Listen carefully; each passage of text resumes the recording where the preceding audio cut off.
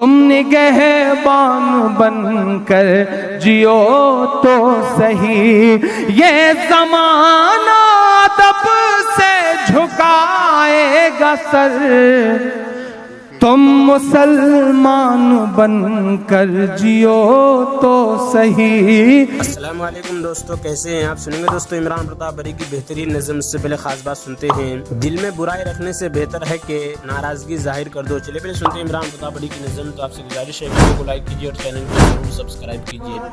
اپنی کرسی سے یوں نامحبت کرو، تاجروں کی طرح مت حکومت کرو، اپنی کرسی سے یوں نامحبت کرو، بخش دو فوجیوں کے تو پریوار کو، بخش دو فوجیوں کے تو پریوار کو، ان کی لاشوں پہ تو نہ سیاست کرو، ان کی لاشوں پہ تو نہ سیاست کرو، تاجروں کی طرح مت حکومت کرو، اپنی کرسی سے یوں نامحبت کرو، بخش دو فوجیوں کے تو پریوار کو، ان کی لاشوں پہ تو نہ سیاست کرو۔ اب ہمیں اس دعا میں اثر چاہیے، ماں کو سرکار سے کچھ اگر چاہیے، اپنے بیٹوں کے قاتل کا سر چاہیے، اپنے بیٹوں کے قاتل کا سر چاہیے، خون میں ڈوبی فضاؤں کی چیخیں سنو، شور دہشت دعاؤں کی چیخیں سنو۔ پورے ہندوستان کے لیے اس مشاعرے سے ایک پیغام، صبح چائے کی دکانوں پہ بیٹھیے گا تو یہ تبصرہ مت کریے گا کہ منصور صاحب نے بہت اچھی نظامت کری، راحت صاحب نے بڑے اچھے اچھے شعر سنائے، عمران نے ایسی ایسی نظمیں پڑھی۔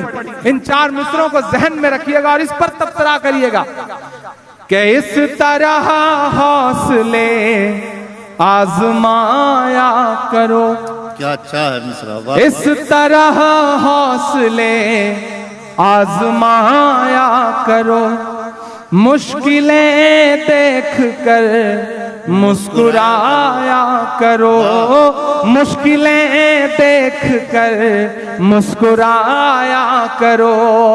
میں جانتا ہوں یہ داد دینے کے مصرے نہیں ہیں، لیکن مجھے بنگلور کی سماعتوں پہ بڑا بھروسہ ہے، میں پڑھتا ہوں، میرے دل سے نکلی ہوئی بات ہے، میں جانتا ہوں آپ مہر لگائیں گے۔ اس طرح حوصلے آزمایا کرو، مشکلیں دیکھ کر مسکرایا کرو، تو نوالے بھلے کم ہی کھایا کرو، اپنے بچوں کو لیکن پڑھایا کرو، اپنے بچوں کو لیکن پڑھایا کرو، اپنے بچوں کو لیکن پڑھایا کرو۔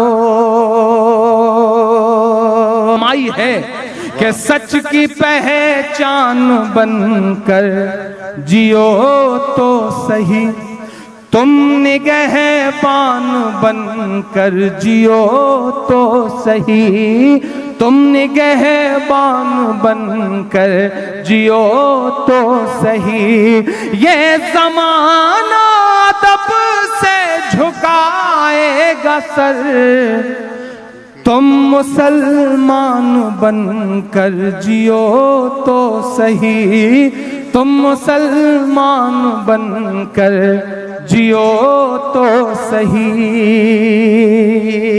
دوستو عمران بھائی کی نظم سننے کے بعد آپ اپنی رائے میں کیا کرنا چاہتے ہو وہ نیچے کمنٹ باکس میں ضرور بتائیے۔ دوستو منتخبات اس کتاب سے مسلمانوں کے حقوق سنتے ہیں۔ حضرت عطا بن یسار رحمۃ اللہ علیہ سے روایت ہے کہ ایک شخص نے رسول اللہ صلی اللہ علیہ وسلم سے پوچھا، یا رسول اللہ، کیا میں اپنی ماں سے ان کی جائے رہائش میں داخل ہونے کی اجازت طلب کروں؟ آپ صلی اللہ علیہ وسلم نے ارشاد فرمایا ہاں اس شخص نے عرض کیا میں ماں کے ساتھ ہی گھر میں رہتا ہوں. آپ صلی اللہ علیہ وسلم نے ارشاد فرمایا اجازت لے کر ہی جاؤ. اس شخص نے عرض کیا میں ہی ان کا خادم ہوں اس لیے بار بار جانا ہوتا ہے. آپ صلی اللہ علیہ وسلم نے ارشاد فرمایا اجازت لے کر ہی جاؤ. کیا تمہیں اپنی ماں کو برہنہ حالت میں دیکھنا پسند ہے؟ اس شخص نے عرض کیا نہیں. آپ صلی اللہ علیہ وسلم نے ارشاد فرمایا پھر تو اجازت لے کر ہی جاؤ. حضرت سلمان فارسی رضی اللہ عنہ سے روایت ہے کہ نبی کریم صلی اللہ علیہ وسلم نے ارشاد فرمایا مسلمان جب اپنے مسلمان بھائی سے ملتا ہے اس کا ہاتھ پکڑتا ہے یعنی مصافحہ کرتا ہے تو دونوں کے گناہ ایسے گر جاتے ہیں جیسے تیز ہوا چلنے کے دن سوکھے درخت سے پتے گرتے ہیں اور ان دونوں کے گناہ معاف کر دیے جاتے ہیں اگرچہ ان کے گناہ سمندر کے جھانک کے برابر ہوں. حضرت ابو ہریرہ رضی اللہ عنہ سے روایت ہے کہ رسول اللہ صلی اللہ علیہ وسلم نے ارشاد فرمایا جب تم میں سے کوئی کسی مجلس میں جائے تو سلام کرے اس کے بعد بیٹھنا چاہے تو بیٹھ جائے پھر جب مجلس سے اٹھ کر جانے لگے تو پھر سلام کرے چونکہ پہلا سلام دوسرے سلام سے بڑا ہوا نہیں ہے. یعنی جس طرح ملاقات کے وقت سلام کرنا سنت ہے ایسے ہی رخصت ہوتے وقت بھی سلام کرنا سنت ہے. حضرت عمر رضی اللہ عنہ فرماتے ہیں کہ میں نے رسول اللہ صلی اللہ علیہ وسلم کو ارشاد فرماتے ہوئے سنا جو اللہ تعالیٰ کی رضا حاصل کرنے کے لیے تواضع کو اختیار کرتا ہے اللہ تعالیٰ اس کو بلند فرماتے ہیں جس کا نتیجہ یہ ہوتا ہے کہ وہ اپنے خیال اور اپنی نگاہ میں تو جھوٹا ہوتا ہے لیکن لوگوں کی نگاہ میں اونچا ہوتا ہے. اور جو تکبر کرتا ہے اللہ تعالیٰ اس کو گرا دیتے ہیں جس کا نتیجہ یہ ہوتا ہے کہ وہ لوگوں کی نگاہوں میں جھوٹا ہو جاتا ہے اگرچہ خود اپنے خیال میں بڑا ہوتا ہے لیکن دوسروں کی نظروں میں وہ کتے خنزیر سے بھی زیادہ ذلیل ہو جاتا ہے. حضرت معاویہ رضی اللہ عنہ فرماتے ہیں کہ میں نے رسول اللہ صلی اللہ علیہ وسلم کو ارشاد فرماتے ہوئے سنا جو شخص اس بات کو پسند کرتا ہو کہ لوگ اس کی تعظیم کے لیے کھڑے رہے وہ اپنا ٹھکانہ جہنم میں بنا لے.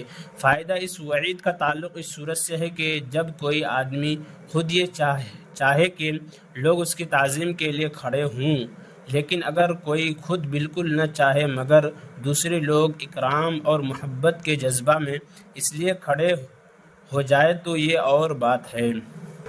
حضرت معقل بن یسار رضی اللہ عنہ نبی کریم صلی اللہ علیہ وسلم کا ارشاد نقل فرماتے ہیں جو شخص صبح 3 مرتبہ اعوذ باللہ السمیع العظیم من الشیطان الرجیم پڑھ کر سورہ حشر کی آخری 3 آیات پڑھ لے تو اس کے لیے اللہ تعالیٰ 70,000 فرشتے مقرر فرما دیتے ہیں جو شام تک اس پر رحمت بھیجتے رہتے ہیں اور اگر ان دن مر جائے تو شہید مرے گا. اور جو شخص شام کو پڑھے تو اس کے لیے اللہ تعالیٰ 70,000 فرشتے مقرر فرما دیتے ہیں جو صبح تک رحمت بھیجتے رہتے ہیں اور اگر اس رات مر جائے تو شہید مرے گا.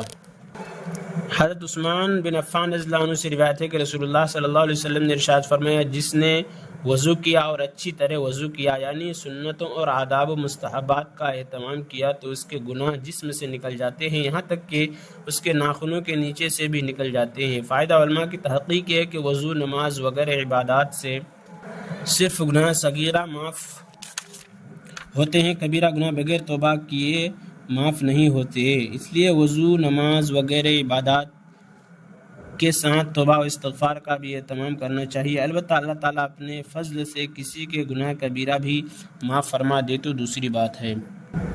اور عمران پرتاپ گڑھی سے جڑی خبروں اور نظموں کے لیے ہمارے اس چینل کو ضرور سبسکرائب کریں. ملتے ہیں کسی اور ویڈیو میں سے نئی نظم اور نئی خبروں کے ساتھ. تو جب تک کے لیے دیجیے مجھے اجازت اور رکھیے اپنا خیال. آپ دیکھ رہے تھے IR مشاعرہ میڈیا اور میں آپ کے ساتھ محمد ثاقب. السلام علیکم.